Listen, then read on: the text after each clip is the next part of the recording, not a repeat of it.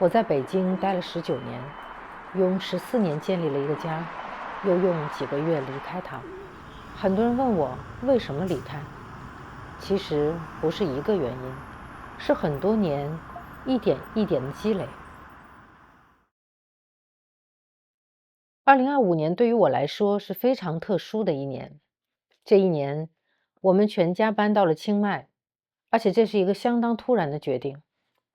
2025年4月，我还在给孩子交下一学年的学费。5月底，我们已经决定离开住了19年的城市和家。我想，人生中真正算得上重大的决定，其实一辈子也没有几个。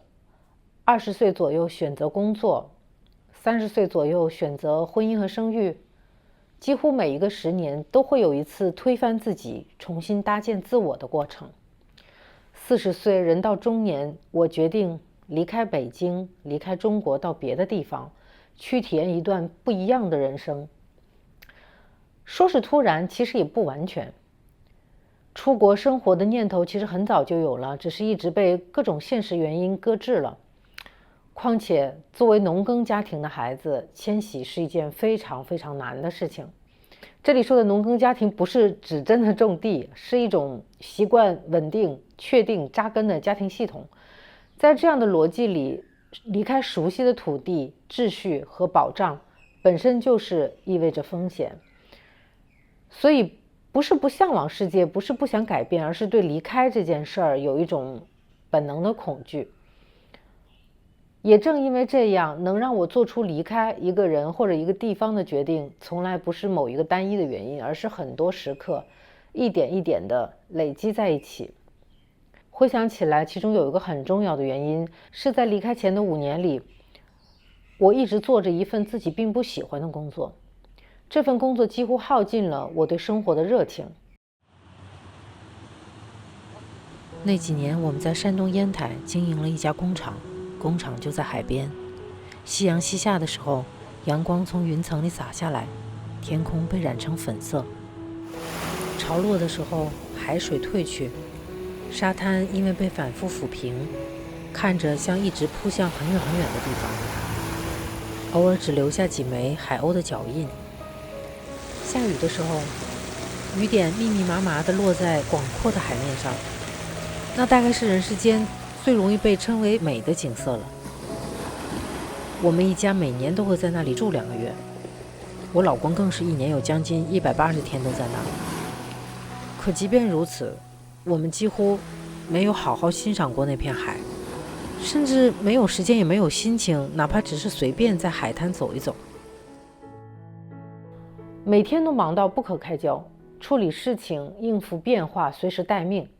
即便有的时候有一点点时间，身体也是紧绷的，就是你没有办法投入的去玩，或者说投入的真正的去放松。更重要的是，这份工作的价值取向，它跟我自己的3观逐渐的偏离。在与之相关的一些管理呀、社交啊和判断当中，我不断的消耗着自己原本的认知和判断力。这段经历我之后会单独做一个记录，其实是挺有意思的一段记录。但是也是在这段经历中，慢慢的我发现人到中年，我的价值排序发生了变化。因为曾经有一段时间，赚钱在我的人生排序中是几乎排在第一位，至少也是和其他的东西并列第一位的。当然不是说赚钱排第一位不对，是我开始思考，如果赚钱但丢失了某些我在意的东西，它是否是应该的。我开始更在意内心的感受，也更在意人生本身的体验。我想过一种更松弛的生活，就是我们说的那种 chill 的生活。但是这个松弛呢，它不是说随便，也不是说我躺平，而是不再把力气用在偏离自己3观的事情上，是允许我自己作为一个人去感受、去选择、去追求一种自然沉淀下来的生活状态。而这种生活状态是这份工作无法给我的。而这里面还有一个很重要的一点是，北京也无法再给予我这样的感受了。这也是我暂时离开的另外一个很重要的原因。我想起19年前我刚到北京工作的时候，就觉得大城市真好啊，什么都是新鲜的，才知道原来人是可以这样生活的。奥运会前的那几年，奥运会前后那几年吧，是北京最好的时候。有幸的是，我在那里度过了我的青春时光。这座城市包容、有活力，允许试错，大家都相信生活会变好。虽然不是每一个人都会过得很轻松吧，但大家心里是有方向、有期盼的。那种感觉就是，无论这座城市还是城市里的人，都相信我们正在成为一个更好的地方，或者说成为一个更好的人。这种一直往前走的感觉，比一直站在一个所谓的终点更让人有幸福感。629事故中，目前仍有也是那些年里，我有幸成为了一名法制记者，常常做一些调查类的节目。那个时候大家都叫我们无冕之王，因为当我们去揭露社会的黑、脏和丑时，我知道只要我足够努力，就可以做一点点改变。确实，这个职业虽然它不掌握正式权力，却能监督甚至影响公共权力的运行。那个时候，我想为这个社会做一点点改变的想法会被认真的倾听，再大的困难，我们都觉得事情还是可以往前推动的。是啊，那个时候的北京真的很迷人。虽然我们每天都在喊累，但是却也舍不得离开。但是现在的北京让我越来越觉得我在思考活着的意义。别的不说，空气、天气，路上的随地可见的痰和各种说不清的臭味，出门办事儿，你似乎不吵上几架，这一天就很难顺利结束。你会明显感到大家都过得很辛苦，也很压抑。在人与人之间弥漫着一种叫做敌意的东西。这不是说人的品性坏了，而是一些更深层次的东西改变了。总之，离开的想法在2025年达到了一个高峰，以至于我决定做一些大的改变。当然，光靠改变一个生活环境，其实不能真的足以改变什么。但是不得不承认，有的时候生活的一个场，它像有磁场一样的那种场，它会起到一个化学反应。比如说，我一到大城市，我就会去买奢侈品，吃高档餐厅。我觉得这是一个就是必须要做的事情，然后就会整个人也不是很放松。但一到清迈，我整个人就变得很沉静，很慢。每天我会穿拖鞋，背着布包。我之前的那些包啊、衣服啊、首饰啊，大多数时候都在家里吃灰。你会感受到原来不装可以过得很快乐。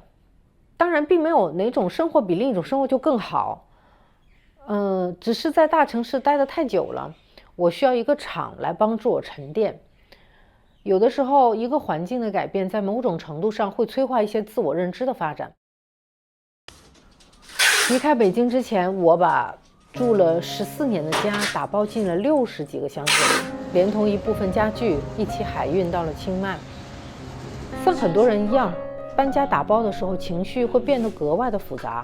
你会惊讶于原来买了这么多几乎没用过的东西，你会反复的犹豫，这个要不要带走啊？这个是去了再买呢，还是寄过去？你也会慢慢的意识到，很多物品其实它是一种枷锁。那段时间，我反复在想，除了自己的身体，还有什么是真正属于自己的？准备跨国搬家的几个月里，忐忑、期待、不舍、怀疑、悲伤，几乎所有的情绪都来过。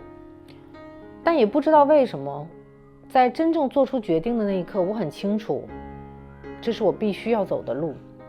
也许这是一种成长吧。情绪可以存在，但他们不会左右我。我接受他们，然后继续往前走。我并不知道未来会发生什么，但我知道每一步当下的选择都是在为更丰富的人生体验让路。好在我们7个一起做到了。我们3个人带着家里收养的2只老猫、2只狗，其中还有一只17岁的老狗，一起在清迈安了家。孩子进入了一所我们很满意的 IB 学校，老猫第一次踏上了草地，狗子们在一个对动物充满善意的国度里自由地玩耍。而我每天坐在窗前，窗外是那种深浅不一的绿色，不同的鸟叫声此起彼伏。我现在录音的时候，外面就有不同的鸟叫声。我会认真的去分辨它们的样子和声音。